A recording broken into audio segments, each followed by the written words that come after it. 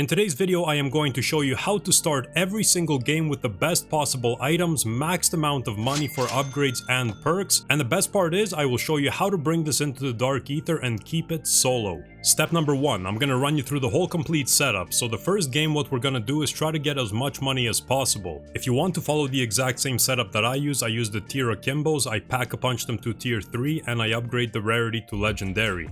I would highly recommend using the Akimbo tiers, extremely powerful, and this is my exact setup. I also have a Scorcher case, this will allow me to move around much quicker around the map just to farm the contracts. Once you get into the game, you'll want to charge the tier 3 zone as fast as possible, and if there is a deliver cargo contract, go right for it. This is the easiest money. I am now going to show you a few tricks that you can use for the other contracts, for example the weapon stash. If you start the contract, make your way to the rooftop over here, and if you run around in the continuous circle like this, you will not take any hits and you won't have to kill a zombie. The zombies will all gather on the rooftop throwing flesh at you, and it will not hit you if you run the way I do.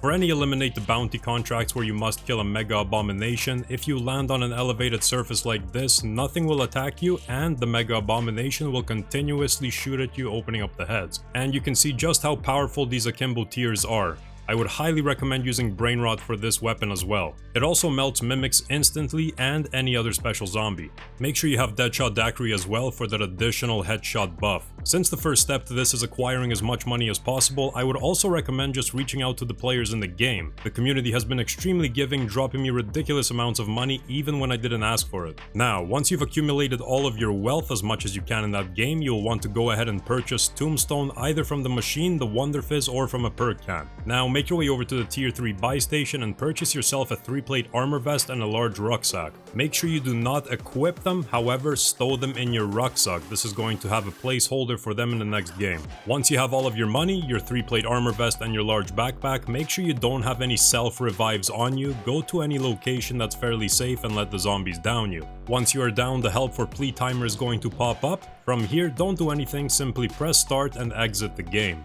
When it takes you back to the main menu, you will see you will have no items in your backpack. At this point, I would fill up your backpack with a couple items that you did not leave in your stash previously.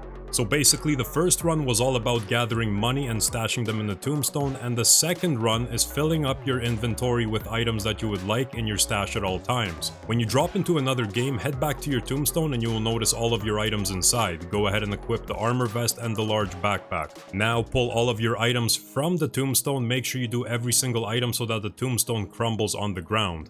Any of the items that are in your inventory when you go down with Tombstone will save to that Tombstone. So let's say initially you have all of the money in one, however you want to reset it to add better, more powerful items and still keep the money. Simply do what I have now and just get Tombstone again, go down one more time and just redo the Tombstone again.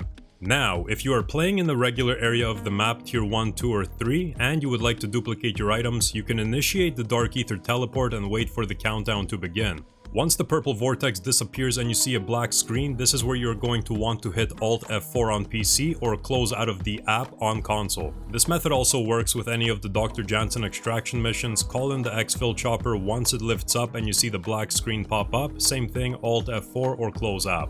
Doing this method will ensure that all of the items will duplicate, so you can then go ahead and remove them from your inventory and store them in your stash. You will notice if you try to unequip them, it won't allow you, so simply swap the item for anything in your acquisition stash in the rewards or purchases tab. If you go down in the regular tier 1, 2 or 3 zone and you simply Alt F4 or close the app, your tombstone will be there the next game, but the items will not duplicate, so it just depends however you want to play.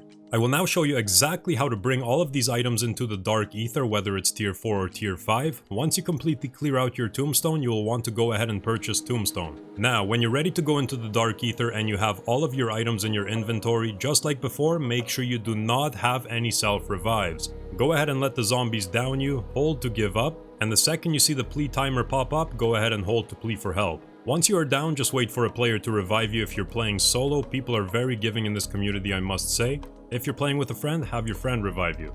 Once you are revived, your tombstone stash will be here, however you will not see it. By the way, this player giving me money was completely unscripted. At this point, just before you enter the Dark Aether, you will want to go ahead and purchase any perks, however make sure you do not get tombstone or it will screw everything up. From here, it's very simple, however make sure you watch because the ending is very important. When you are ready to go into the Dark Aether, go ahead and activate the Elder Sigil or the regular one and it will teleport you into the Dark Aether.